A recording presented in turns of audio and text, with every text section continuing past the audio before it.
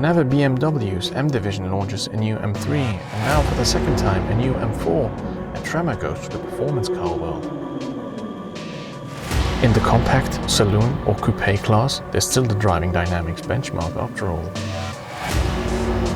But can this generation make die-hard M fanatics happy?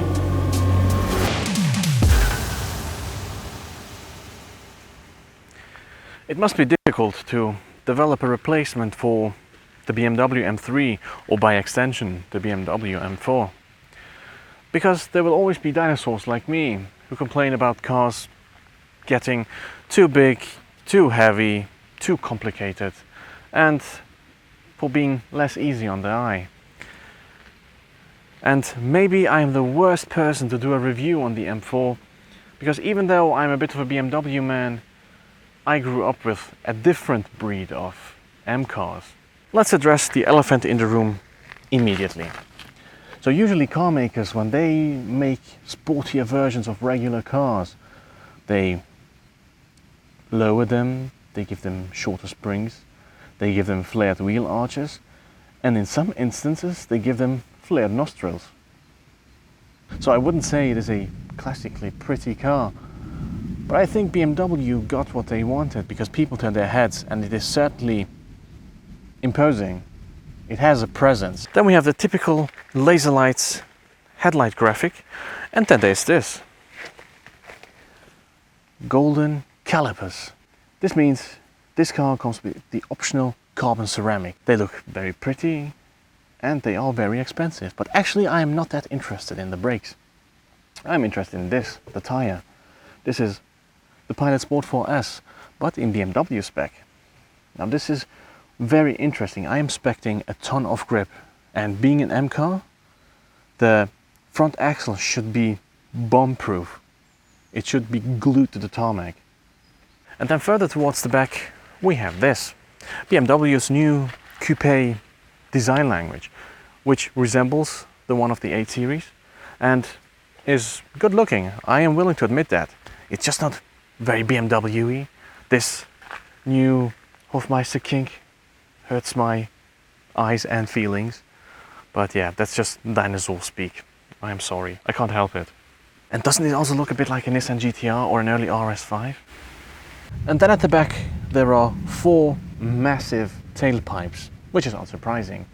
On top of them is a carbon diffuser, again part of the optional exterior carbon package, and that rounds up a massive and very present back end. The taillights, I prefer those on the 3 Series or the M3. They are simpler but somehow look a bit more powerful. But other than that, yes, this is a mighty back end. Now there's a lot going on in here. Even though it feels like a classic BMW interior. Lots of carbon, which is very interesting, because we have come to think of carbon as a very precious material. It is expensive, but is it really that pretty to look at? The other thing I am very interested in is the seats. These are optional carbon bucket seats. They have very interesting features that apparently prevent you from left foot braking. But other than that, yeah, they hold you very tight, maybe a bit too tight. So if you are on the wider spectrum of body shapes, like some of your favorite presenters on YouTube might be, then you might want to sit a bit in them, maybe have a go, sit for a longer time to see if you can really make them work for you. Otherwise they are a bit of a squeeze. The other interesting thing is the size of the car. So on the outside, this is a big car. It is just 6 centimeters short of a E65 series. But in here, it's not really bigger than in the M2, I would say. And with that, BMW probably is stating, yes, this is a luxurious coupe. It is moving towards the luxurious spectrum. And yeah, it should be differentiated from the M2, which I think is obvious. And then there's usability. I like BMW interiors. Apparently, other car makers make better interiors, but so far, BMW makes the most usable ones. Because you get a touchscreen, of course you do, but there's also still the iDrive rotary knob, and you don't have to lean forwards and keep your eyes off the road for too long. So I'm really happy there's still plenty of buttons. You still even get the 8 shortcut buttons. Oh, okay. They are capacitive ones, I just learned. Good to know. I am not going to dwell for too long on this because I am not very interested in all the electronics. What I'm interested in is how this car drives.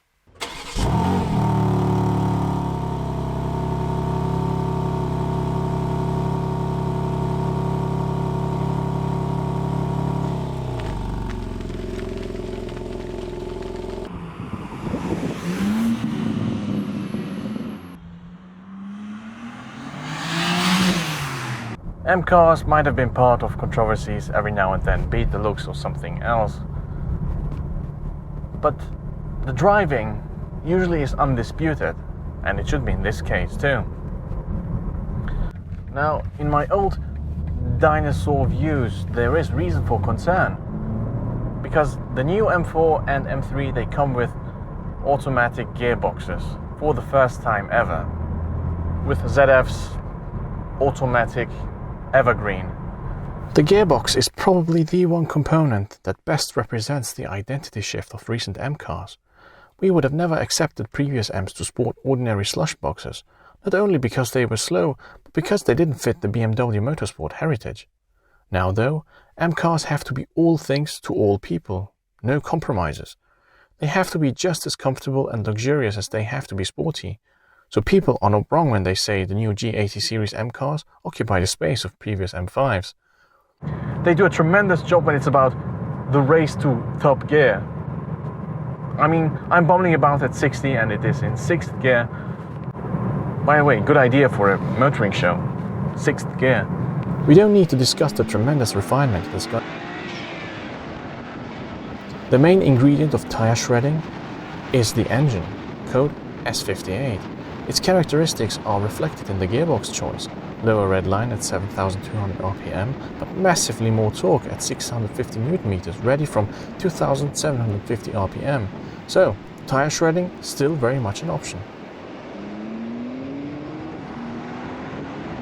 So when I drive the M4, I get a similar feeling to when I drove the GR Yaris. Remember the Yaris's engine that felt so powerful? This one feels similar. It's no wonder that they call these engines power plants these days, because this thing is nuclear. There is so much torque. Yes, 650 when you want to give it a number, but it just feels super powerful. It feels like you can light up the rear tires in any gear at any revs.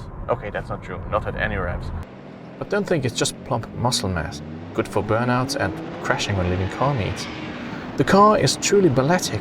What surprised me most, and is, in my opinion, the pièce de résistance, is the astounding chassis, especially the front end. The suspension setup and those tires make for a car that turns in eagerly without being jittery. And is not spine compressing hard. Yes, this is an M car. I had to look up the steering ratio in the specs. For some reason, the steering in this car feels quite a lot more direct than the one in the M2. And just looking at the spec sheet, there's no reason for that. So the chassis wizards have worked their magic. The turn-in in this car is incredible. I am getting a bit tired of journalists saying or writing that, yes, the car is brilliant at concealing its weight. And yet it is true. But this doesn't mean that the car feels light.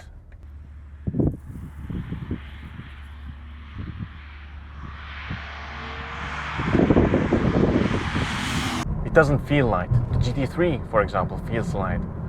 But then again, the M4 does not feel like it's weighing 1800 kilograms. It is a tremendous joy to throw the car into corners.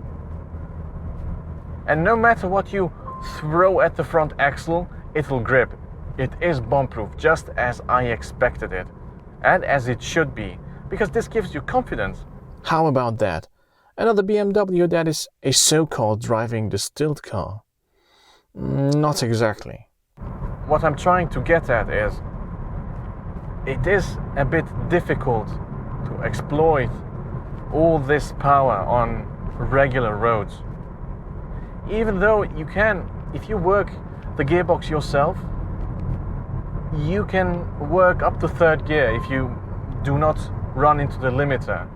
But still, the car feels a bit too fast to harness all that power. And that is a bit of a problem because it leaves you wanting more. But then, having said that, you can have fun with the car by working with the chassis, by working with the grip of the front axle. The front wheels, they bite and they don't let go, and this tire is amazing, the suspension design seems to work. So yeah, there's still ways to enjoy the car, even though, yes, just in terms of pure power, it is too fast.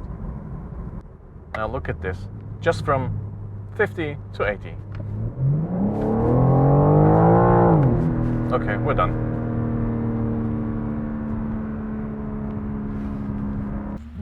While you can't get a lot out of the engine on regular roads, you can work with the chassis and you can have fun.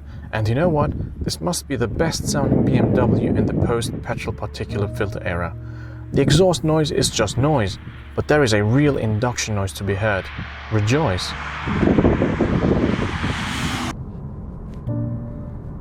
You see, children like the car. Maybe really I'm just too old. But then yeah, this car comes with exquisite ingredients, at least those that matter. So the chassis and the engine are top notch. I didn't think I would like the G80 series M cars. They're heavy, the automatic gearbox is not very exciting, and I'm still not sure about the looks. But let's skip the nostalgia for a bit. With the looks, the automatic gearbox and that immensely powerful engine, BMW M has given this car everything the yob needs to roll through the cities late at night at 30 km per hour. But similar to toy races, they have also given the car a grown-up mode which you can unlock on an empty mountain road. There is tactility, there is some audible induction noise, and there is tons of grip. In fact, there is so much grip you don't need to wait for the X-Drive version. So these cars have become a bit less Sunday and a bit more everyday. No judgment, just an observation. As such, I don't see them as replacement for my M2 competition, but as an M3 could be a one-stop shop for the petrolhead with kids. You know, school runs Monday to Friday, skid pads Saturday and Sunday. BMW M have won the compact performance saloon and coupe classes again. Now I think it's time to consider replacing my VW Touran.